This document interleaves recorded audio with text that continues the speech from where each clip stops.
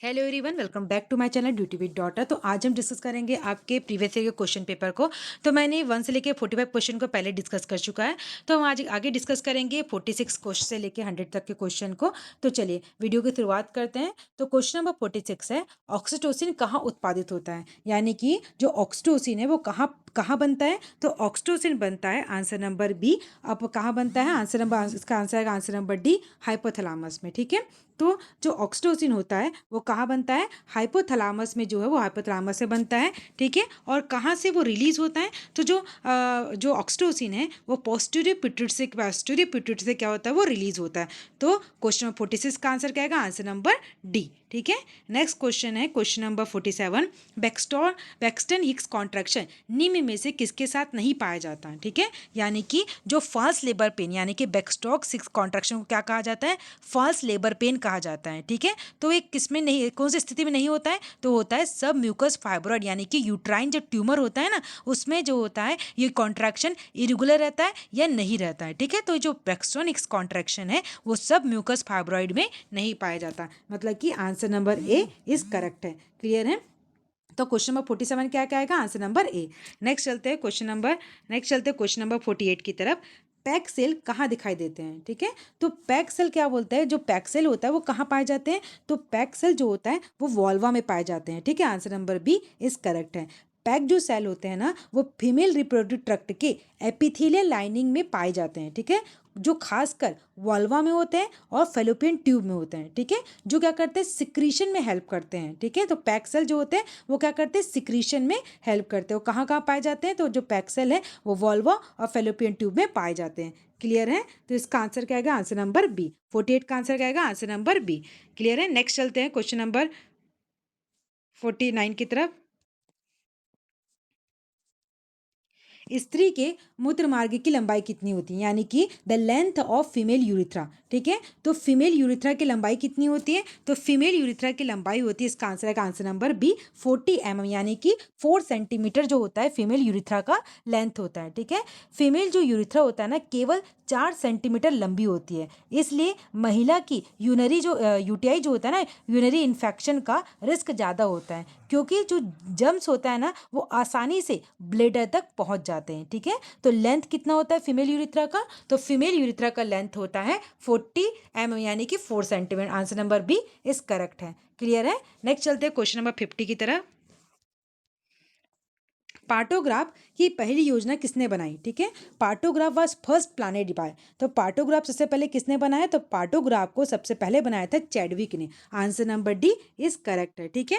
तो पार्टोग्राफ को सबसे पहले किसने बनाया था, तो पार्टोग्राफ को सबसे पहले बनाया था चैडविक ने। ठीक है।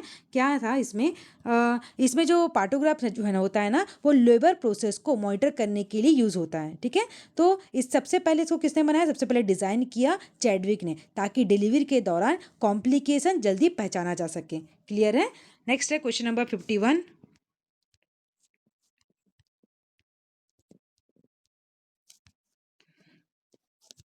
श्रुतिकावस्था के दौरान संक्रमण का सबसे सामान्य जगह कौन सी होती है, यानी कि the most common site of puerperal infection. ठीक है। द मोस्ट कॉमन साइट क्या है पिपेरियल इन्फेक्शन का, द मोस्ट कॉमन साइट है पिपेरियल इन्फेक्शन का, इसका आंसर आएगा एपिसोटोमी भ्रूण। ठीक है। तो द मोस्ट कॉमन श्रुतिकावस्था के दौरान संक्रमण में से सामान्य जगह कौन सी होती है, यानी कि the most common site of puerperal infection. ठीक है। तो कौन सा साइट है जहाँ पिपेरियल इन्फेक्शन सबसे ज़्यादा होता है, तो डिलीवरी के बाद इन्फेक्शन का सबसे कॉमन स्थान होता है एपिसियोटोमी भ्रूण, यानी कि क्या होता है डिलीवरी के बाद ना एपिसियोटोमी साइट, यानी कि हमने क्या करते हैं जब बच्चा का जो हेड है वो बड़ा होता है। ठीक है। तो हमें कट लगाना पड़ता है, मतलब कि जो क्या होता है वजाइना के एरिया में क्या करते हैं हम कर देते हैं, मतलब कि एपिस्टोमिक कट करते हैं। ठीक है। तो क्या करते हैं जब हम सर्जिकल कट करते हैं तो क्या होता है जो एपिसियोटोमी साइट है, यानी कि जहाँ सर्जिकल कट किया आता है वहाँ पे क्या होता है इन्फेक्शन कॉमन हो जाता है। ठीक है। क्योंकि वहाँ क्या होता है ये ओपन भ्रूण रहता है, तो क्या होता है वहाँ पे इन्फेक्शन का खतरा ज़्यादा रहता है। तो द मोस्ट कॉमन साइट क्या है पिपेरियल इन्फेक्शन का, तो इसका आंसर आएगा answer number D, answer number A episiotomy भ्रूण। क्लियर है। Answer number A is correct है। नेक्स्ट चलते हैं क्वेश्चन नंबर 52 की तरफ।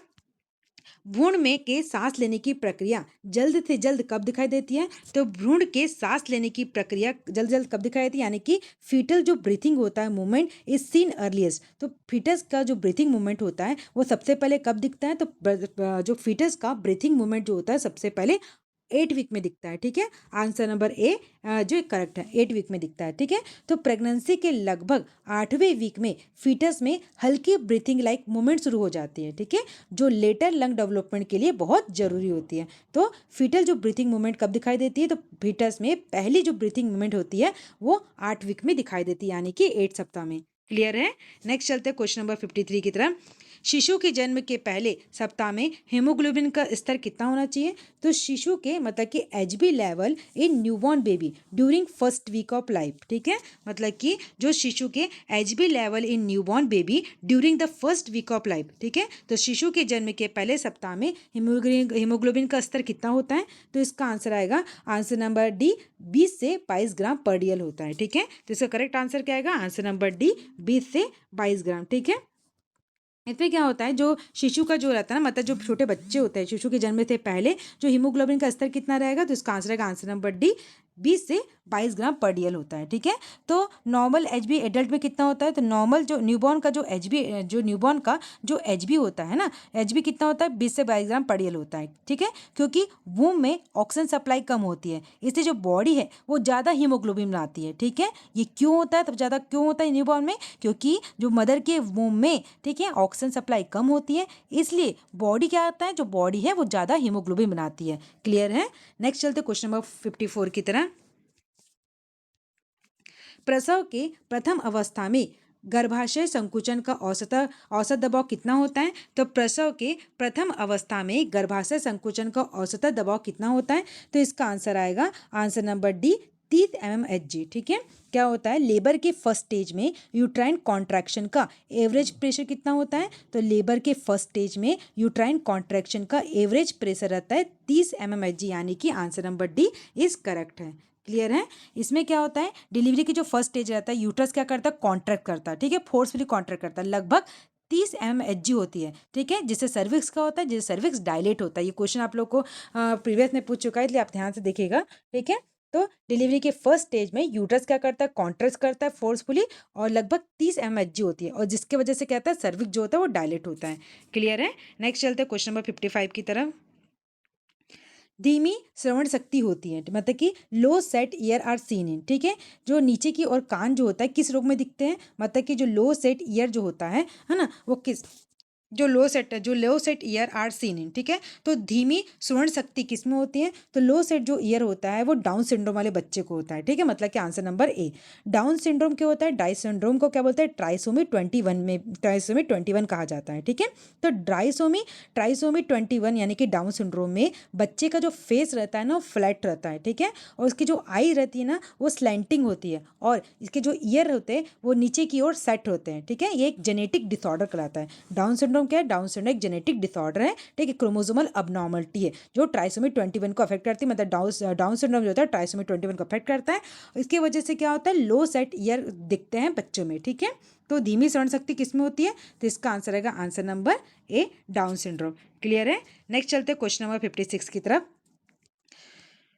Absolute growth is maximally seen in, यानी कि निरपेक्ष वृद्धि अधिकतर किस आयु वर्ग में दिखती है? तो निरपेक्ष जो मतलब कि अब्जोलेट जो ग्रोथ होता है वो मैक्सिमली किस में दिखता है? तो इसका आंसर आएगा answer number A 0 to 1 year. ठीक है, इसका क्या आएगा? Answer number A 0 to 1 year. इसमें क्या होता है, बर्थ के बाद पहले साल में बच्चे की जो ग्रोथ होती है ना वो सबसे तेज होती है।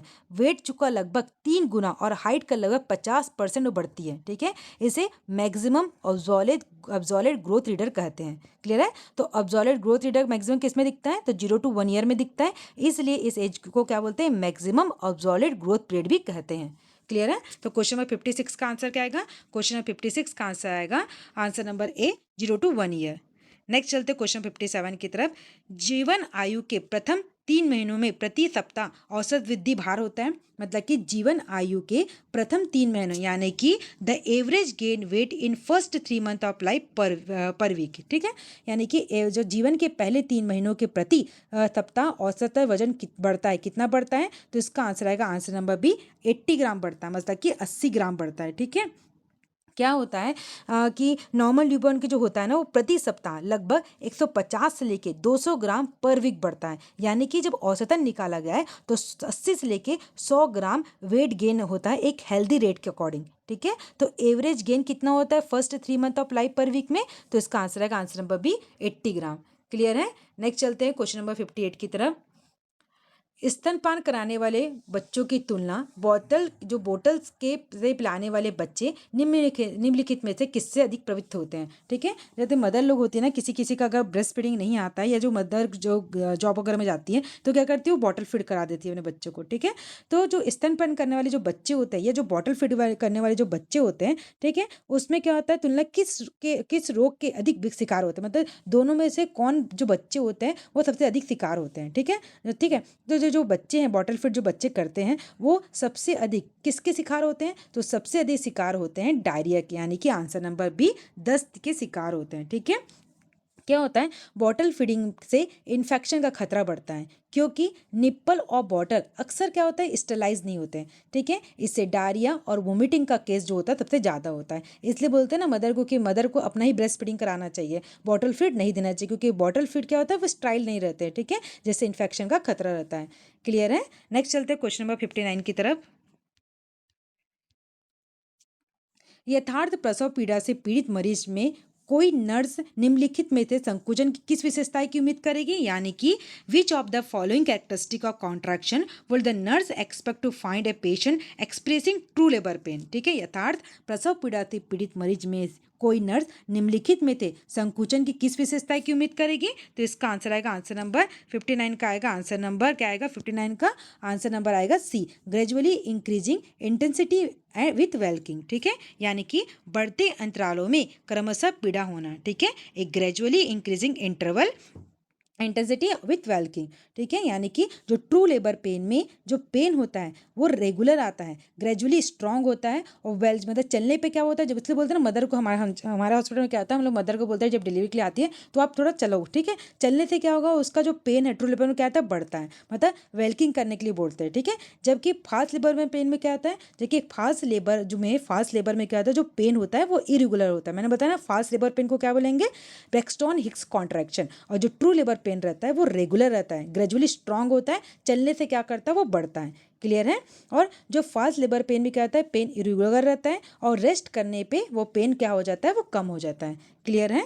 तो यथार्थ प्रसव पीड़ा में पीड़ित मरीज में कोई नर्स अगर निम्नलिखित में संकुचन की विशेषताएं की उम्मीद करेगी, यानी कि which of the following characteristic contraction would the nurse expect to find a patient expressing a true labour? तो इसका आंसर आएगा, आंसर नंबर सी। ठीक है, बढ़ते अंतरालों में क्रमशः पीड़ा होना। ठीक है, यानी कि जो पेन है वो रेगुलर कॉन्ट्रैक्शन में आएगा और चलने से पेन जो है वो बढ़ जाएगा। नेक्स्ट है question number 60।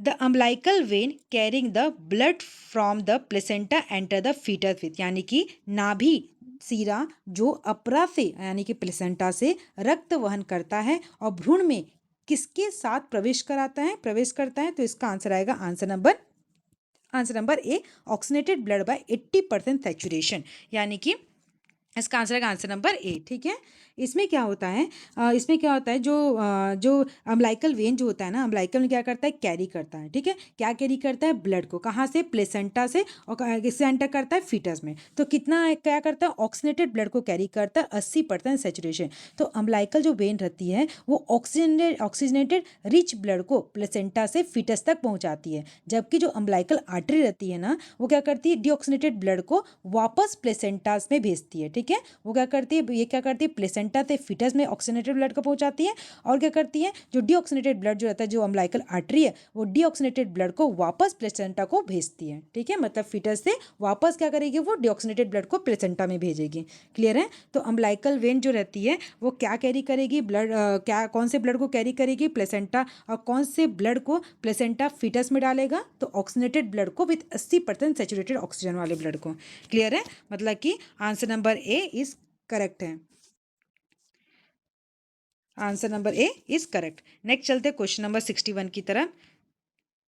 The usual age of onset of infantile beriberi. ठीक है, मतलब कि यूजुअल एज ऑफ यानी कि इन्फेंटाइल जो बेरीबेरी की शुरुआत किस उम्र में होती है। ठीक है, जो मतलब छोटे छोटे बच्चे जो होते हैं ना, इन्फेंट जो बच्चे होते हैं, इन्फेंट बेरीबेरी जिसको बोलते हैं, उसकी शुरुआत किस उम्र में होती है, तो इसकी शुरुआत होती है answer number B 6 to 8 month में। ठीक है, तो जो बेरीबेरी की जो शुरुआत होती है, इन्फेंटाइल जो बेरीबेरी बोलते हैं, जो विटामिन B1 मतलब कि थायमिन की डेफिशिएंसी से क्या होता है, विटामिन B1 थायमिन की डेफिशिएंसी से बेरीबेरी को कॉज करता है। ठीक है, तो जो विटामिन B1 की डेफिशिएंसी से होने वाले इन्फेंटाइल जो बेरीबेरी होता है, वो आमतौर पर किसको देखा जाता है, तो वो आमतौर पर 6 से 8 महीने के बच्चे में दिखता है। खासकर अगर माँ को भी डेफिशिएंसी हो, खासकर उन माँ को जिसे विटामिन B1 की डेफिशिएंसी हो, उन बच्चों में क्या आता है, इन्फेंटाइल बेरीबेरी को देखा जाता है, यानी कि विटामिन B1 की डेफिशिएंसी से होने वाले इन्फेंटाइल बेरीबेरी को देखा जाता है। क्लियर है।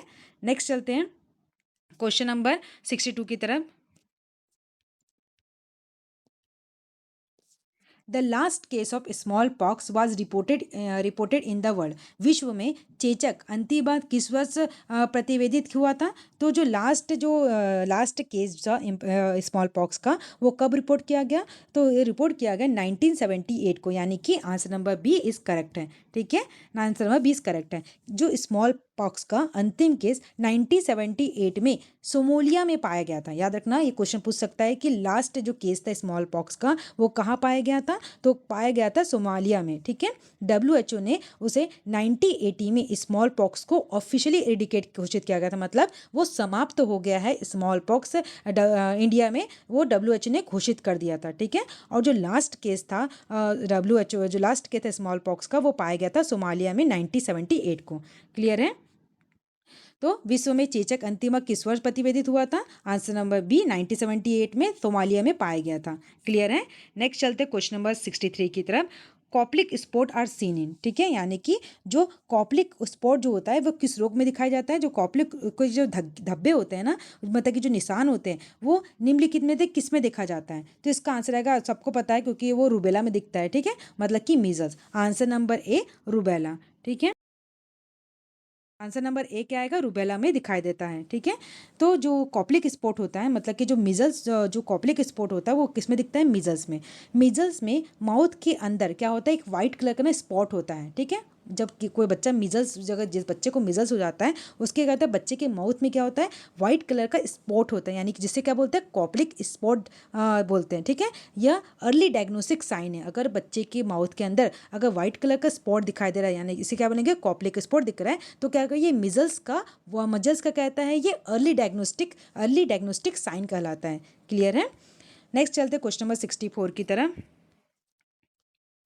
The cause of cervical dystocia, मतलब कि सर्वाइकल डिस्टोशिया के कारण क्या होता है, सर्वाइकल डिस्टोशिया मतलब डिलीवरी के समय सर्विक्स न खुलना किसके कारण होता है, तो सर्वाइकल डिस्टोशिया मतलब क्या होता है, डिलीवरी के समय जब पेशेंट हमारे पास लेबर पेन में आती है और उसका सर्विक जो है ना, वो ओपन नहीं हो रहा है। ठीक है, ओपन नहीं हुआ है, तो सर्वाइकल जो डिस्टोशिया होता है वो किस कारण से होता है, तो इसका आंसर रहेगा आंसर नंबर डी उपयुक्त सभी। ठीक है, ये किस कारण से होता है, ऑल ऑफ द अबाउ। क्या होता है, इनएफिशिएंट कॉन्ट्रेंट कॉन्ट्रैक्शन, अगर उसका कॉन्ट्रैक्शन जो है वो अच्छे से नहीं आ रहा है। ठीक है, ये जो कॉन्ट्रैक्शन जो है वो क्या कर रहा है, अच्छे से इसका कॉन्ट्रैक्शन नहीं आ रहा है ना, कम जो मतलब जो कॉन्ट्रैक्शन है वो अच्छे से नहीं हो रहा है, माल प्रेजेंटेशन की वजह से होता है। अगर इसका जो प्रेजेंटेशन वर्टेक्स नहीं है, बल्कि जो भी जितने भी वर्टेक्स प्रेजेंट है ना, कौन कौन से प्रेजेंटेशन होते हैं, मैंने आप लोग को बताया था ना, वर्टेक्स प्रेजेंटेशन होता है, ब्रिज प्रेजेंटेशन होता है ना, और क्या होता है, next question number 64, the cause of cervical dystocia are, मतलब कि सर्विकल जो डिस्टोशिया के कारण क्या होता है, इसका आंसर आएगा ऑल ऑफ द अबाउट। ठीक है, ये क्यों होता है? जो सर्वाइकल डिस्टोशिया का मतलब होता है जो सर्विक्स होता है डिलीवरी के समय न खुलना। ठीक है, जब मदर हमारे पास आती है डिलीवरी के लिए तो उसका जो सर्विक्स है वो खुलता नहीं, मतलब कि ओपन नहीं होता, इसे क्या बोलते हैं? Cervical dystocia. तो ये क्यों होता है? तो इसका आंसर आएगा answer number D, all of the about. ठीक है, क्या होता है? इन इफिशियंट यूट्राइन कॉन्ट्रैक्शन, यानी कि इसका जो यूट्राइन कॉन्ट्रैक्शन है वो अच्छे से नहीं हो रहा है, माल प्रेजेंटेशन वजह से होता है। ठीक है, और जो स्पज्म ऑफ द सर्विक्स, यानी कि यह यूट्राइन कॉन्ट्रैक्शन की कमजोरी या सर्विक्स में स्पाज्म या फिर अबनॉर्मल शेप की वजह से होता है। ठीक है, इसलिए जो सर्वाइकल डिस्टोशिया यानी कि डिलीवरी के समय जो सर्विक्स जो होता है वो ओपन नहीं होता है। क्यों? क्योंकि इन जो यूट्राइन कॉन्ट्रैक्शन अच्छे तेजी से यूट्राइन कॉन्ट्रैक्शन नहीं होता, रेगुलर नहीं आता है। ठीक है, इरेगुलर रहता है, माल प्रेजेंटेशन की वजह से रहता है ना, अबनॉर्मल शेप वगैरह की वजह से रहता है, और स्पाज्म ऑफ द सर्विक्स यानी कि ग्रीवा का अति संकुचन। ठीक है, तो 64 का आंसर आएगा answer number D, all of the above. Next चलते हैं क्वेश्चन नंबर 65 की तरफ। Primary features of cervical cancer, ग्रीवा जो कैंसर की प्राथमिक विशेषताएं निम्नलिखित में से कौन सी है? तो जो प्राइमरी फीचर्स है सर्वाइकल कैंसर का, इसका आंसर क्या आएगा? Answer number B, irregular menstruation. ठीक है, इसमें क्या होता है? सर्वाइकल कैंसर का सबसे कॉमन सिम्टम है irregular bleeding, full smelling discharge होता है, पेल्विक में पेन होता है, यह एचपीवी इन्फेक्शन से होता है। ठीक है ना, तो ये जो एचपीवी का जो प्राइमरी इन्फेक्शन, जो प्राइमरी फीचर है सर्वाइकल कैंसर का, तो प्राइमरी फीचर कौन था? जो ग्रीवा का जो कैंसर होता है उसका प्राइमरी विशेषता कौन सी है? तो इसका आंसर आएगा answer number B, irregular menstruation, मतलब कि answer number B is correct है। क्लियर है? नेक्स्ट चलते हैं क्वेश्चन नंबर 70 की तरफ, सॉरी नेक्स्ट चलते क्वेश्चन नंबर 66 की तरफ। Which of the following determinants of which is a downstream determinant, निम्नलिखित में से कौन सा स्वास्थ्य का निर्धारक तत्व, which of the following determinants of health is a downstream determinants. ठीक है, निम्नलिखित में से कौन सा स्वास्थ्य का निर्धारक तत्व अनुप्रवाह नीचे की ओर का निर्धारक करता है? ठीक है, तो इसका आंसर क्या आएगा? यानी कि क्या बोल रहा है ये? स्वास्थ्य के निम्नलिखित में से कौन सा डाउन स्ट्रीम, मतलब कि नीचे का जो स्तर है वो डिटर्मिनेंट्स है, तो इसका आंसर आएगा हाउसिंग। ठीक है, डाउन स्ट्रीम डिटर्मिनेंट्स वे होते हैं जो व्यक्ति की जीवन परिस्थितियों से संबंधित होते हैं, जैसे कि उसके हाउसिंग हो गया, है ना, उसका सैनिटेशन हो गया, इन्वायरमेंट होता है, ये सीधे क्या करते हैं? हेल्थ आउटकम को प्रभावित करते हैं। क्लियर है? तो निम्नलिखित में तो कौन सा स्वास्थ्य का निर्धारक तत्व जो अनुप्रवाह नीचे की ओर का निर्धारक हो तत्व है, तो इसका आंसर आएगा आंसर नंबर ए, हाउसिंग। क्लियर है?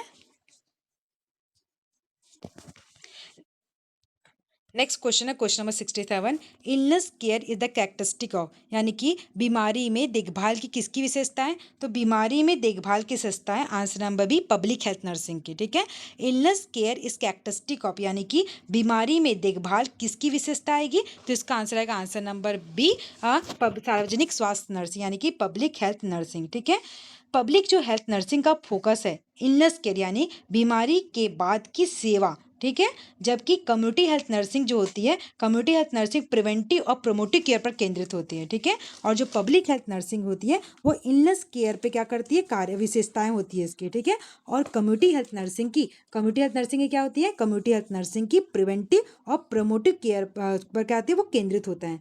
क्लियर है? तो क्वेश्चन नंबर 67 का आंसर क्या आएगा? क्वेश्चन नंबर 67 का आंसर आएगा answer number B, public health nursing. Clear है? नेक्स्ट चलते हैं क्वेश्चन नंबर 68 की तरफ। Each municipal each municipal corporation cover a population of, प्रत्येक नगर पालिका निगम के अंतर्गत कितनी जनसंख्या होती है? तो प्रत्येक नगर पालिका निगम के अंतर्गत कुल कितनी संख्या आएगी? तो इसका आंसर है answer number B, 4 lakh and about, यानी कि 4 लाख उससे ज़्यादा। ठीक है, तो जो जो म्युनिसिपल कॉर्पोरेट मतलब कि प्रत्येक जो नगर निगम के क्षेत्र में, जैसे होता है कि एक नगर निगम का क्षेत्र है, तो नगर निगम के क्षेत्र में कुल कितनी जनसंख्या आती है? तो एक नगर निगम के क्षेत्र में कुल 4 लाख से ज़्यादा की जनसंख्या यानी कि 4 लाख या उससे अधिक की जनसंख्या उस पर आती है। ठीक है, तो अर्बन लोकल बाउंड्रीज की क्लासिफिकेशन के अनुसार म्युनिसिपल कॉर्पोरेशन उन शहरों के लिए बनती है जिनकी संख्या 4 लाख से अधिक होती है। क्लियर है? तो इसका आंसर क्या आएगा? 68 का आंसर क्या आएगा? प्रत्येक नगर पालिका निगम के अंतर्गत कितनी जनसंख्या होती है? तो इसका आंसर आएगा answer number B, 4 lakh, 4 lakh या उससे अधिक। नेक्स्ट चलते हैं क्वेश्चन नंबर 69 की तरफ। Under the community development project each block comprises, मतलब कि सामाजिक विकास परियोजना के अंतर्गत प्रत्येक खंड जिनकी कितनी संख्या को क्या करता है, समावेशित करता है। ठीक है, मतलब कि under the community development project each block comprises करता है। तो इसका आंसर आएगा आंसर नंबर ए 40,000 पॉपुलेशन। ठीक है, इसमें क्या आएगा आंसर नंबर ए 40,000 पॉपुलेशन। मेरे को लगता है इसमें सारे जो क्वेश्चन है सारे ए ही करेक्ट है। मैं जितने भी क्वेश्चन बता रही हूँ इसमें सारे ए ही करेक्ट आ रहा है। ठीक है ना। तो जो सामाजिक विकास परियोजना के अंतर्गत प्रत्येक जो खंड है कितनी जनसंख्या को समावेशित करता है, under the community development project each block comprises. तो इसका आंसर है आंसर नंबर ए 40,000 पॉपुलेशन। तो भारत के कम्युनिटी डेवलपमेंट प्रोग्राम कब बना था, 1952 में। तो कम्युनिटी डेवलपमेंट प्रोग्राम 1952 के अनुसार एक ब्लॉक में लगभग 40,000 जनसंख्या होती है और यह 100 से अधिक गांव को क्या करती है, वो कवर करती है। क्लियर है। तो under the community development project each block comprises, तो इसका आंसर आएगा आंसर नंबर है 40,000। क्लियर है। नेक्स्ट चलते क्वेश्चन नंबर 70 की तरफ। In 1967 Jungalwalla committee gave importance to, मतलब कि 1967 में जंगलवाला कमेटी ने किसे महत्व दिया। तो जंगलवाला जो कमेटी ने किसे क्या बोलते किसे इंपॉर्टेंट दिया। तो इसका आंसर है answer number C integration of health service, यानी कि स्वास्थ्य सेवाओं का एकीकरण। ठीक है, answer number C is correct है। इसमें क्या होता है, मतलब कि जो जंगल वाला कमेटी ने कब आई थी, जंगल वाला कमेटी 1967 ने। ठीक है, तो उन्होंने रिकमेंडेड किया कि देश के सभी हेल्थ सर्विस जो कि प्रिवेंटिव हो, प्रमोटिव हो और क्यूरेटिव हो, ठीक है, को क्या किया गया, एकत्रित किया गया, यानी कि इंटीग्रेट किया गया ताकि डुप्लीकेशन कम हो इसका। ठीक है, तो जो 1967 में जंगल वाला कमेटी ने किसको इंपॉर्टेंट दिया, तो इंपॉर्टेंट दिया इंटीग्रेशन ऑफ हेल्थ सर्विस, यानी कि स्वास्थ्य सेवाओं का एकीकरण, जो प्रिवेंटिव हो, प्रमोटिव और क्रिएटिव को क्या किया, एकीकृत किया गया। ठीक है, तो आगे चलते क्वेश्चन नंबर 70 का आंसर क्या, आंसर नंबर सी। नेक्स्ट चलते क्वेश्चन नंबर 71 की तरफ। Comprehensive health care activity help to change, यानी कि व्यापक स्वास्थ्य संरक्षण प्रक्रिया मदद करती है। ठीक है, मतलब कि जो संग्रहण जो जो जो समग्र स्वास्थ्य देखभाल की जो गतिविधियां हैं किससे परिवर्तन लाती है, तो किसमें परिवर्तन लाएगी, तो इसका आंसर आएगा answer number D all of the above. Social और इन्वायरमेंटल डिटर्मिनेंट्स ऑफ इलनेस, यानी कि बीमारी के सामाजिक और पर्यावरणीय निर्धारक तत्वों पर परिवर्तन लाती है। आर्थिक व शैक्षणिक हित में परिवर्तन लाती है, यानी कि इकोनॉमिक एजुकेशन वेलबींग में परिवर्तन लाती है। Health status in the community, यानी कि समुदाय के स्वास्थ्य स्तर को परिवर्तन मिले। ठीक है, इसलिए जो कंप्रिहेंसिव हेल्थ केयर एक्टिविटी जो होती है वो ऑल आपको क्या करती है, वो चेंज करती है। ठीक है, तो इसका आंसर क्या आएगा, answer number D all of the above. ठीक है, तो कंप्रेसिव हेल्थ केयर में व्यक्ति की सोशल, इकोनॉमिक, एजुकेशनल और हेल्थ स्टेटस सभी में क्या होता है, सुधार होता है, इसलिए यह होलिस्टिक अप्रोचेस कहलाती है। क्लियर है। क्वेश्चन नंबर 71 का आंसर क्या all of the above. Next चलते क्वेश्चन नंबर 72 की तरफ। The component of school health program, विद्यालय स्वास्थ्य कार्यक्रम के घटक हैं। ठीक है, मतलब कि जो स्कूल स्वास्थ्य कार्यक्रम के घटक कौन कौन से हैं, तो इसका आंसर का answer number D all of the उपयुक्त सभी। ठीक है, ऑल ऑफ द अबव क्या करता है, जो स्कूल हेल्थ होता है। ठीक है, जो स्कूल हेल्थ क्या करता है, स्कूल हेल्थ के प्रमोट करता है, प्रिवेंट करता है, प्रोटेक्टिव सर्विस देता है। ठीक है, स्कूल हेल्थ प्रोग्राम में क्या क्या शामिल होते हैं, तो स्कूल हेल्थ प्रोग्राम में शामिल होता है health promotive, preventive, promotive service, health appraisal, treatment and follow up. ठीक है, यानी कि कंप्लीट प्रिवेंटिव और प्रमोटिव केयर देना। ठीक है, और हेल्थ अप्राइजल यानी कि स्वास्थ्य मूल्यांकन करना, उसका उपचार करना और फॉलोअप लेना। ठीक है, और थर्ड है rehabilitative service and school health record, मतलब कि पुनर्वास सेवाएं देना, विद्यालय स्वास्थ्य अभिलेख करना। ठीक है, तो है ना, तो जो कंपोनेंट है स्कूल हेल्थ प्रोग्राम का, तो इसका आंसर है answer number D all of the above. ठीक है, तो स्कूल हेल्थ प्रोग्राम में क्या करते हैं, विद्यालय का क्या करते हैं, जो विद्यालय में कौन कौन से कार्य के घटक होते हैं, स्वास्थ्य घटक होते हैं, तो answer number D all of the above, यानी कि उपयुक्त सभी। क्लियर है। नेक्स्ट चलते हैं क्वेश्चन नंबर 73 की तरफ। एम्प्लॉय स्टेट इंश्योरेंस, मतलब कि ESI act was enacted in the year, कर्मचारी राज्य बीमा अधिनियम को किस वर्ष अधिनियमित किया गया। ठीक है, तो इसका आंसर आएगा आंसर नंबर ए 1947। ठीक है, कब किया गया इसको? आंसर नंबर है 1947। एम्प्लॉय स्टेट इंश्योरेंस जो एक्ट था वो 1947 में पारित हुआ था। और इसको कब लागू किया गया था? उसको लागू किया गया था 1952 में। क्लियर है? तो ईएसआई जो एक्ट आया को पारित किया गया था 1947 में और ये लागू हुआ था 1952 में। इसका उद्देश्य ये था कि एम्प्लॉय को उसके सिकनेस, मैटरनिटी इंजरी, ठीक है, मतलब कि सिकनेस, उसके मैटरनिटी और उसकी इंजूरी और इसकी क्या करें, इसकी इंजुरी आदि की स्थिति में चिकित्सा सुविधाएं देना। ठीक है, मतलब जो जो गवर्नमेंट एम्प्लॉय होते हैं, जो गवर्नमेंट एम्प्लॉय होते हैं, गवर्नमेंट एम्प्लॉय में जो गवर्नमेंट जो एम्प्लॉय होते हैं इसमें क्या करते हैं, ईएसआई सर्विस देते हैं। मतलब कि जो ईएसआई क्या करते हैं, उसके जो एम्प्लॉय होते हैं ना, एम्प्लॉय को क्या करते हैं, उसकी क्या करते हैं, इंश्योरेंस दे देते हैं। ठीक है, तो उसकी बीमारी के लिए, है ना, अगर प्रेग्नेंट है उसके लिए सुविधाएं देते हैं, अगर कुछ इंजुरी वगैरह लग गई तो ये क्या करते हैं, चिकित्सा सुविधा प्रोवाइड करता है। क्लियर है? तो ये जो एम्प्लॉय स्टेट इंश्योरेंस जो एक्ट है वो कब पारित हुआ था? तो ये पारित हुआ था 1947 में और लागू कब हुआ था? तो लागू हुआ था 1952 में। क्लियर है? नेक्स्ट चलते क्वेश्चन नंबर 74 की तरफ। द टर्म ग्रेनोटोलॉजी रिफर टू, मतलब कि जरा विज्ञान वृद्धावस्था शब्द प्रस्तुत करता है। याद रखना, जहां भी लॉजी वाला शब्द है मतलब कि स्टडी, ठीक है, अध्ययन। ठीक है, तो मतलब क्या बोल रहा है, the term gerontology refer to, तो इसका आंसर क्या आएगा? Answer number B, the study of ageing process and its effect on the older person, मतलब कि वृद्ध प्रक्रिया एवं वृद्धियों पर उनके प्रभावों का अध्ययन क्या कहलाता है? वृद्धा क्या कहलाता है? जियोटोलॉजी, यानी कि वृद्धावस्था। ठीक है, तो क्या होता है, जियोटोलॉजी ये वो साइंस है जो एजिंग प्रोसेस और उससे होने वाले शारीरिक, मानसिक और सामाजिक प्रभावों को क्या करती है? वो अध्ययन करती है। तो इसका क्या आएगा? Answer number B is correct है। क्लियर है? नेक्स्ट चलते हैं क्वेश्चन नंबर 75 की तरफ। Anthracosis and occupational lung disease is caused by the inflammation of, यानी कि जो एंथ्रोकोसिस और एक व्यावसायिक फुफ्फुस बीमारी जो होती है वो निम्नलिखित में से किसके अतः श्वसन द्वारा होती है?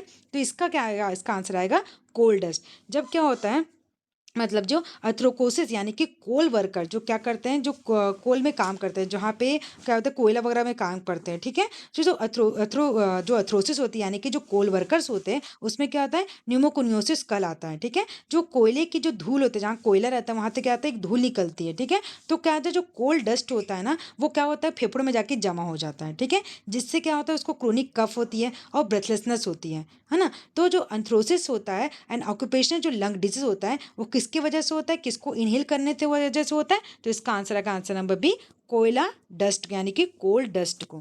क्लियर है? आंसर नंबर बी जो है वो करेक्ट है। Answer B is correct. Clear है? नेक्स्ट चलते क्वेश्चन नंबर 76 की तरफ।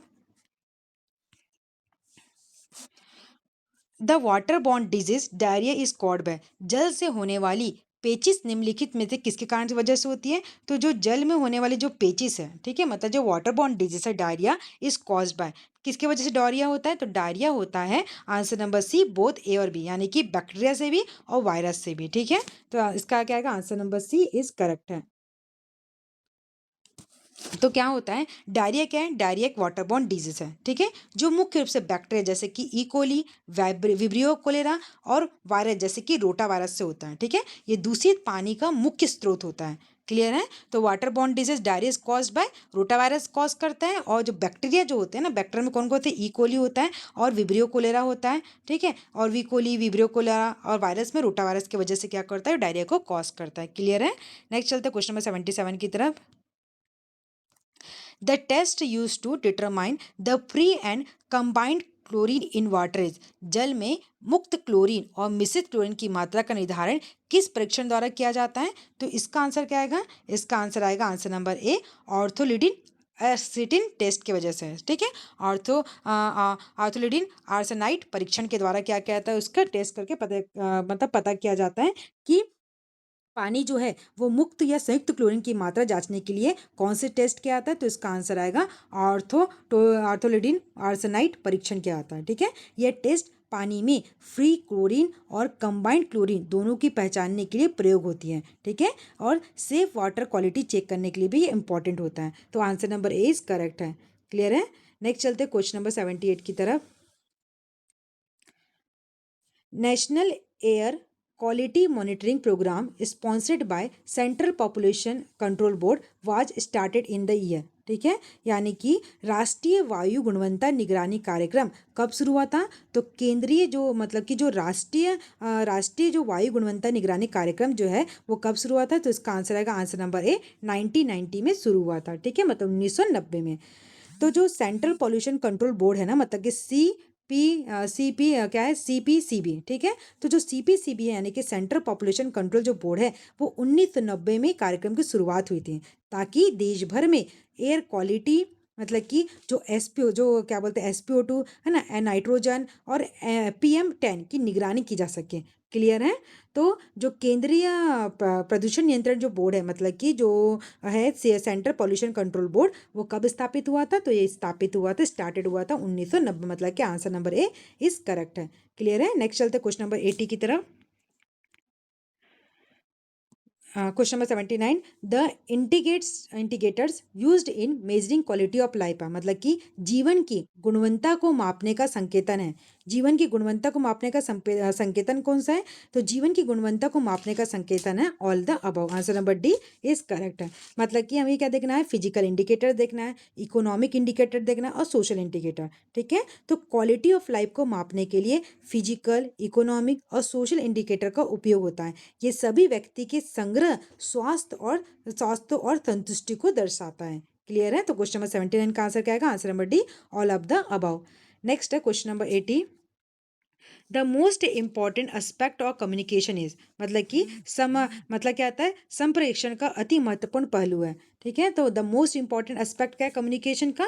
तो इसका आंसर आएगा answer number B, exchange of thought, ideas and information. ठीक है, तो क्वेश्चन नंबर 80 का आंसर क्या आएगा? क्वेश्चन नंबर 80 का आंसर आएगा answer number B, exchange of thought, idea, information, यानी कि विचारों एवं जानकारियों का आदान प्रदान। द मोस्ट इंपॉर्टेंट एस्पेक्ट क्या है कम्युनिकेशन का? मतलब कि संप्रेषण का अति महत्वपूर्ण पहलू क्या है? एक्सचेंज ऑफ अपने मतलब जब हम कम्युनिकेट करते हैं, ठीक है, जब हम एक दूसरे से अपना कम्युनिकेट करते हैं तो क्या करते हैं? कम्युनिकेट करने से क्या होता है? हम अपने अपने आइडियाज़ को एक दूसरे से चेंज करते हैं, अपनी इंफॉर्मेशन को उनसे चेंज कर क्या तो लेते हैं और देते हैं, मतलब ये क्या कहलाएगा? कम्युनिकेशन, मतलब कि exchange of thought, ideas and information. ठीक है, तो कम्युनिकेशन का मतलब ही होता है बोलना नहीं बल्कि विचारों का, भावनाओं और अपनी जानकारियों का आदान प्रदान करना। इफेक्टिव कम्युनिकेशन नर्स और पेशेंट रिलेशनशिप के लिए बहुत जरूरी होता है। ठीक है, तो क्वेश्चन नंबर 80 का आंसर क्या आएगा? Answer number B, exchange of thought, ideas and information. Clear है? नेक्स्ट चलते हैं क्वेश्चन नंबर 81 की तरफ। The disease caused by deficiency of vitamin A, तो विटामिन ए की कमी से कौन सा रोग होता है? तो विटामिन जो ए की कमी से आंसर नंबर बी, जीरोपैथेलीमिया होता है। ठीक है, मतलब जीरोपैथेलीमिया को क्या करता है? वो कॉज करता है। मतलब विटामिन ए की डेफिशिएंसी से आंखों में क्या होता है? ड्राइनेस होती है, जिसे क्या बोलते हैं?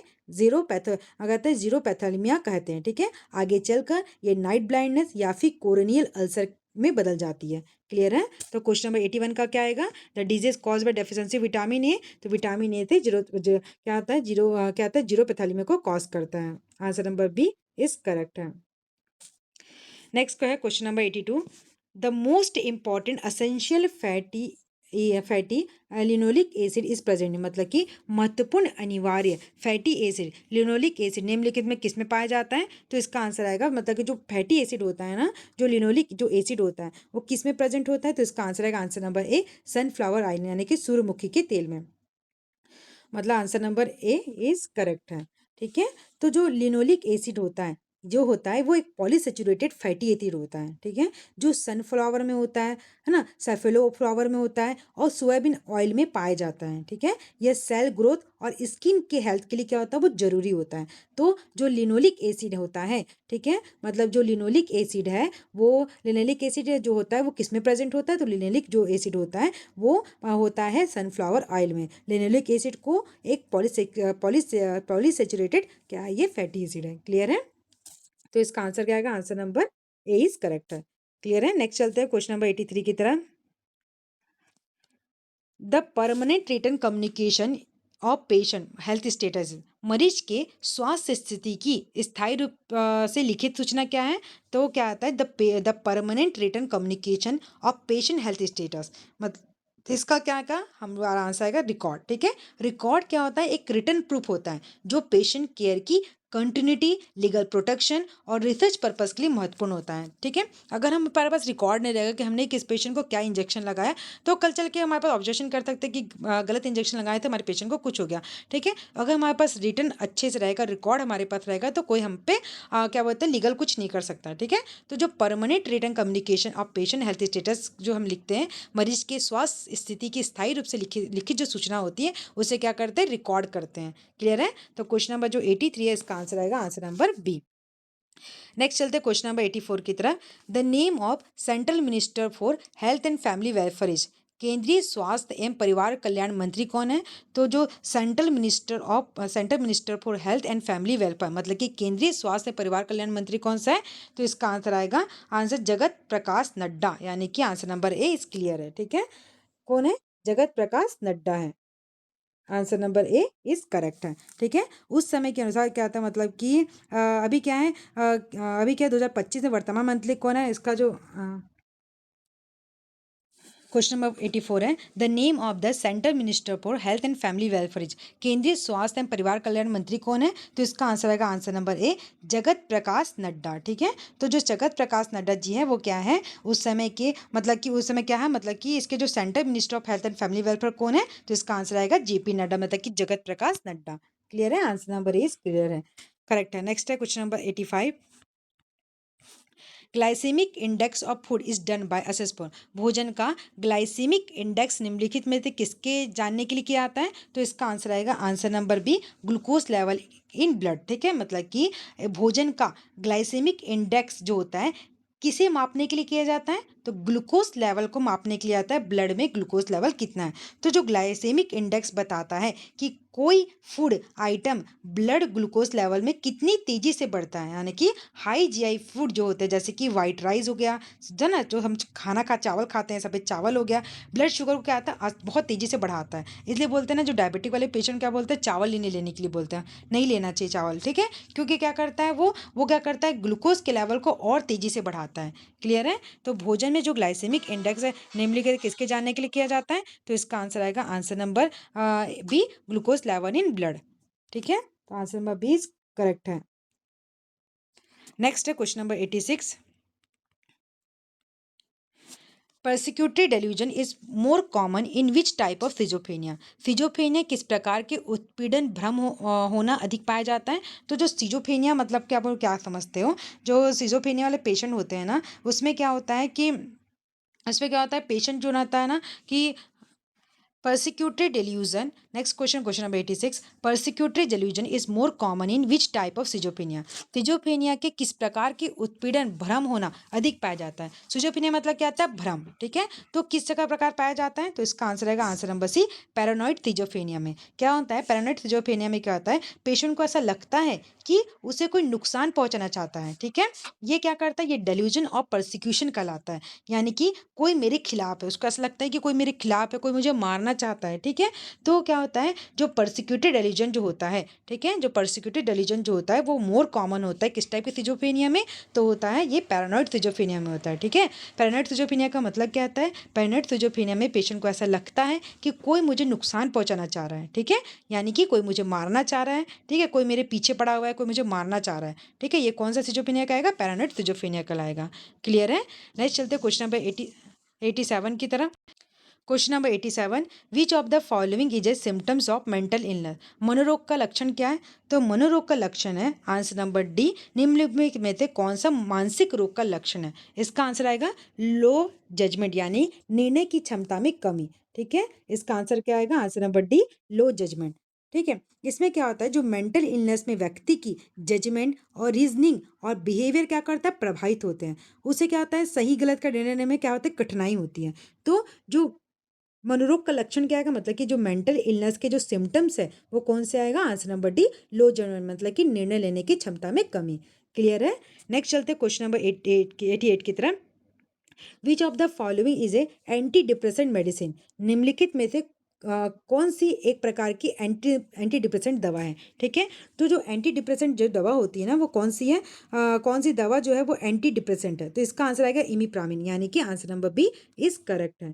ठीक है, इमिप्रामिन क्या होता है? जो एंटी डिप्रेसेंट है, जो डिप्रेशन के इलाज में मूड और मोटिवेशन बढ़ाने के लिए इसका उपयोग किया जाता है। तो एंटी डिप्रेसेंट दवा कौन सी है? तो एंटी डिप्रेसेंट दवा है इमिप्रामिन, एक ट्राइसाइक्लिक एंटी डिप्रेसेंट ड्रग है। ठीक है, तो जो निम्नलिखित में से कौन सी एक प्रकार की एंटी डिप्रेसेंट दवा है? तो एंटी डिप्रेसेंट दवा है इमिप्रामिन। ये एक ट्राइसाइक्लिक एंटी डिप्रेसेंट ड्रग है। ठीक है, जो डिप्रेशन के इलाज में मूड और मोटिवेशन बढ़ाने के लिए इसका उपयोग किया जाता है। क्लियर है? नेक्स्ट चलते हैं क्वेश्चन नंबर चलते हैं 89 की तरफ।